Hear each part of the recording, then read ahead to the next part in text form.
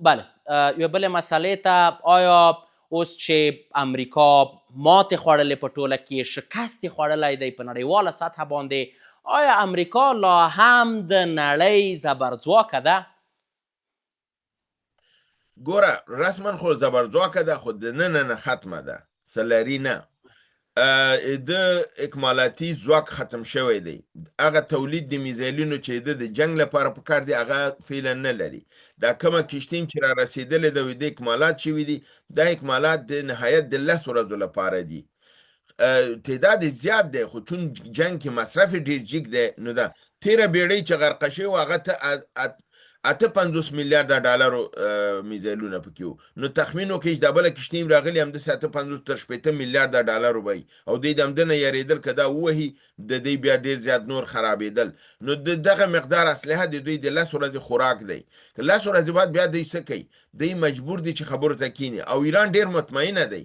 ایران هم دا اوس هم چې تللی دی خپل دغې نه، ځکه د ایران په لیست کې داسې غوښتنې نشته دی چې هغه د نړیوال قوانینو خلافي، او هغه کې داسې یو غوښتنه چې هغه تجاوز کې حساب شي. اما د امریکا په 15 غوښتنو کې 11 غوښتنې داسې دي چې هغه ټول تجاوز دی د نړیوال قوانینو نه. فرضاً دغه اول چې دی وایي چې ته یورانیم غنا نشي کولای، دا صریحا د نړیوالو قوانینو د ان پی ټي د 4 او د 5 ماده تخلف دی. هغه ان پی ټي چې د په حساب د کنټرول کوونکي د اټومي انرژي د نړیوال قوانینو کې حسابيږي، په هغه کې 4 او 5 ماده د ښکارا اجازه ورکړي چې مملکت کې غواړي پاکه انرژي جوړه کړي او خپل مملکت کې اتوم نه جوړي، هغه حق لري چې یورانیم غني کړي. خو امریکا په کوم قانون سره ته د اجازه نه ورکړي؟ دا تخلف دی. یا فرضاً تنګي هرمز ایران وایي چې زه په پیسې اخلم، آیا دا د کوم نورم سره؟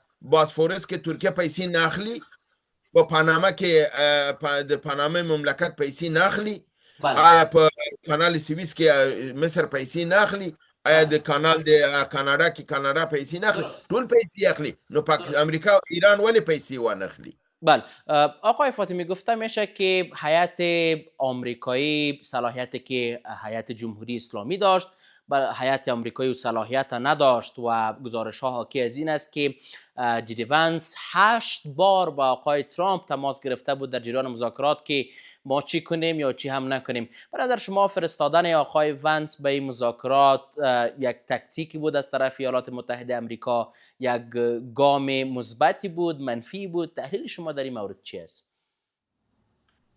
خب در این شک نیست که دیپلماسی خودش هنر است. هنر یعنی چالاکی، تیزی و ذهن بیدار. ای از دیپلماسی، و در دیپلماسی تکتیک های مختلفش ما کار میگیرن. در این بازی که امریکا کرد، یکی که قبلا تشریح دادم برای شما که برای آوردن امو کشتی که در اونجا محفوظ باید بیا، ایران او را نزنه، بنان ایران در آتش بس گرفت که ایران در آتش بس باشه خو حمله کرده نمیتونه. کشتی که در روزا میرسید، یعنی در 3 روز که رسیده، زیر حمله قرار نگیره. دومی بود که امریکا در این حال از نزدیک بعد از 41 سال اولین نشست مستقیم با ایران داشت، و این نشست مستقیم خود به خود نشان میداد که اینا دارن صحبت‌های با همدیگر کردن، و که با همدیگر اینا کردن از نزدیک امو حرکات و سکنات یکی دیگر میبینن، قوت یکی دیگر میبینن، و اینا دیدن از لحاظ روانی ایران چقدر قوت داره یا نداره. به اینا معلوم شد که ایران بسیار از لحاظ روانی مطمئن، قوی و استقامت داره. و دیگه هیئتی را که خواسته بودن، هیئتی را که آمده بود از طرف ایران، نهایتا هیئت با صلاحیت بود. آقای قالیباف یکی از کسایی است که از انقلاب 1979 تا به حال به حساب زنده ماندن و از رهبرای با صلاحیتی هستند که در این جای در این مقام فعلا قرار دارن. دیگه ای که اینا که آمده بودن عام و تام صلاحیت با خود آورده بودن. اینا حتی این صلاحیت داشتن که اگر فیصله میشد اینا امضا میتونستن کرده، اما جی ونس این صلاحیت نداشت. قرار که شما گفتید 8 بار تماس گرفته بود. آقای فاطمی، آیا هیئت ایالات متحده آمریکا نمایندگی از اسرائیل هم در این حال میکرد؟ چون بر اساس گزارش ها آقای کوشنر و یهودی است و ویکتور فام همین طور. ببینن اول گپ خود تکمیل کنم. او که شما گفتین که 8 بار تماس گرفته، بعضی خبرها گفت که 6 بار تماس گرفته و بعضی خبرها گفت که 10 بار ما تماس گرفتیم. من که کلیپ خودی چیز شنیدم، خود 10 بار گفت که 10 بار تماس گرفته بودم، اما صلاحیت آموتا ما برش نداده بود. از همین خاطر هر نیم ساعت بعد باید تماس میگرفت، 1 ساعت بعد باید تماس، چرا که با قرار گفته های امریکایی 21 ساعت صورت گرفته، قرار صحبت های اسماعیل بقایی 24 الی 25 ساعت میگن که صحبت ها قرار صورت گرفته. از این بابت اینا صلاحیتشان کمتر بود، چرا که تماس وقتا فوقتا میگرفتن.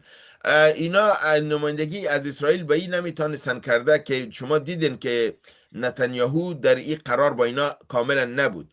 نتانیاهو با وجودی که با اونا تعهد داد که بر لبنان حمله نمیکنه، اما در عین زمان صحبت ها بالای لبنان جنوبی حملات خود ادامه داده بود. بنان او نشان میداد که من در این بازی نیستم و به هر قرارداد که شما کنین رو قبول نمیکنم. این گپتان درست است که جرد کوشنر و استیو ویتکاف هر دویش که است یهودی هستن و اونا برای نتانیاهو لابی میکنن. موجودیتی از اونا نمایندگی از اسرائیل است و اسرائیل دقیقه به دقیقه موقع به موقع از جریانات خبر می باشه و بسیاری جایا که وقت مذاکرات ناکام میشه علتش نمی دو افراد است که اینا وقتی که هدایت کامل از نتانیاهو میگیرن، اونا فرزند برش میگن که دیگه نگذارن که مذاکرات کامیاب شوه. باز اینا عمل خود میکنن مذاکرات تا باره که هر جایی که کوشنر و ویتکاف رفته شما ببینین آیا مذاکرات اوکراین کامیاب شده؟ نشده. مذاکرات بین ایران که هر بار شده کامیاب شده؟ نشده. با جز از اینکه اینا ایران مصروف کردن و حمله کردن. بنان به این صورت اسرائیل به طور مستقیم به ذریعه ویتکاف و کوشنر در اونجا بوده، اوضاع را تعقیب میکرده و امی خلال هم که وارد کرده ممکن که یکی دست هایی که این موضوع را به بنبست برد اسرائیل بوده باشه.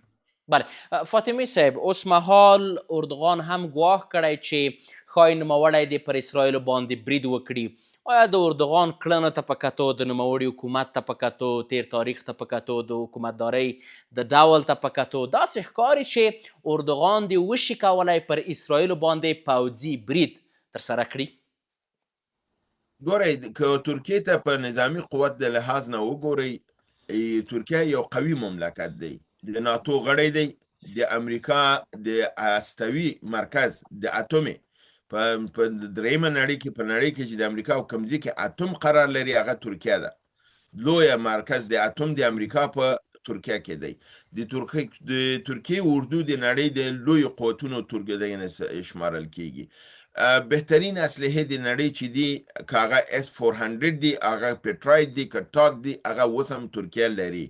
په عین حال کې ترکیه په خپله داسې نظامی تولیدات لري چې هغه په نړۍ کې ثاني نه لري. د ترکیه ډرون تیارې لاسانی دی په دنیا کې. د ترکیه دغه کومه کان تیارې چې جوړه کړې ده د F-35 نه قیمته تیاره ده. نو د تکنالوژي د لحاظ نه که وګورئ ترکیه یو قوي مملکت دی. اوس ضعف په کوم ځای کې دی؟ ضعف زمونږ په رهبرۍ او په زمونږ په غلامۍ کې دی. ترکیه یو د هغه اسلامي خاورو نه ده چې د امریکا غلامه ده، د هغې په ولکه کې ده، د هغه په کنټرول کې ده، ځکه خو د امریکا په پایګاه او ستنه دلته ده. دا هغه عامل دی چې د لاس او خپې تړلې دي، د حمله نشي کولی. دا وایي چې زه حمله کوم خو حمله نشي کولی. خو دا خبره ده چې په ترکیه باندې حمله کیدونکې ده. دا چې ترکیه حمله وکړي که ونه کړي، اسرائیل په ترکیه باندې حمله کوي. یو ځل د ایران موضوع یو طرفه شي، ترکیه بالکل د ګواښ لاندې ده. دا خبرې ما د تیرو یو کال کې کړي دي چې ترکیه، پاکستان، مصر دا درې مملکتونه بعدي ټارګټ دي، دوی باندې حمله کیږي. په بعدي حملو کې ترکیه او پاکستان په اول قدم کې دي، دا دواړه باندې حمله کیږي. نو خبره دلته دا نه ده چې اردوغان غواړي چې حمله وکړي که ونه کړي، خبره دا ده چې اسرائیل کله پې حمله کوي. او همدې لپاره فکر کوم چې ډونالډ ټرمپ په بله ورځ روته سره د ناتو د رئیس سره خبرې وکړي او دا اعلان یې وکړ چې دی په دې باندې غور کوي چې دی د ناتو نه ووځي. ځکه که د امریکا په ناتو کې وسی او په ترکیه باندې حمله وشي نو امریکا مجبوره ده چې د ناتو د قانون د 15مې مادې لاندې د ترکیه نه دفاع وکړي نو که چېرته امریکا په ناتو کې نه اوسي بیا دا مجبوره نه ده چې د ترکیه نه دفاع وکړي کېدای شي د اسرائیل تر څنګ ودرېږي او ترکیه ووهي نو په همدې لپاره فکر کوم چې دی د ناتو نه وځي لپاره دی چې کله د ترکیې باندې وار کېږي دا به په ناتو کې نه او ناتو باندې چې کله دی وار کوي په دې باندې د ناتو قوانین به نه نافظېږي. ډیره زیاته مننه د نړیوالو چارو مخکښ کارپوه ښاغلی بلال فاطمي صاحب په خپرونه کې ستاسو له حضور څخه او ستاسو له ګټورو معلوماتو څخه. مهرباني. عزتمندو لیدونکو انعکاس پر همدې ځای پای ته ورسېد. تر بیا کتو په الله پاک مو سپارم او تاسو ته ښې چارې غواړم.